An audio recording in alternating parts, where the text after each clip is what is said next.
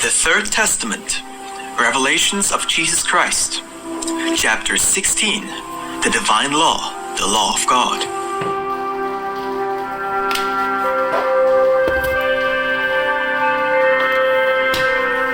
The power of divine law.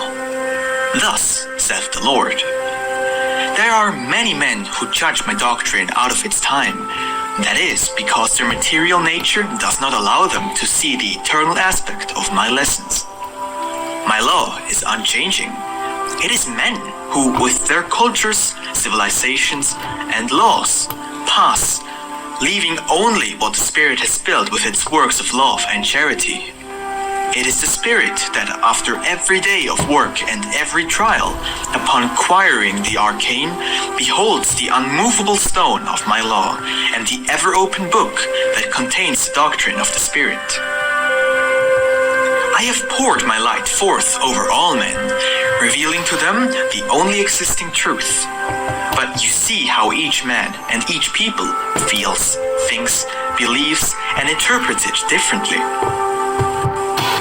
These different ways of thinking that men have given origin to their divisions, since each people or race follows different paths and also nourishes different ideals. The majority have departed from the true illuminated path.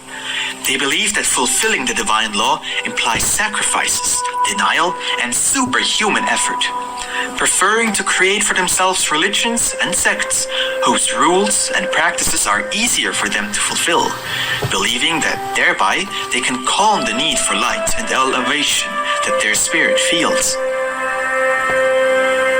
Many centuries and eras have passed without humans realizing that fulfilling my law is not a sacrifice for them, but rather that they do sacrifice spirit and flesh in the world by denying my commandments.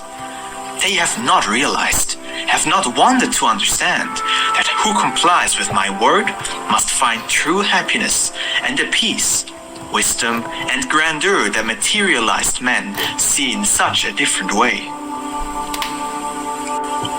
The moral and scientific world that surrounds you has been the work of men of material ideas who have sought the material improvement of humanity, and I have permitted them to do their work, to take it to its limits, to know the results and gather their fruits, so that in them they can gather the light of experience.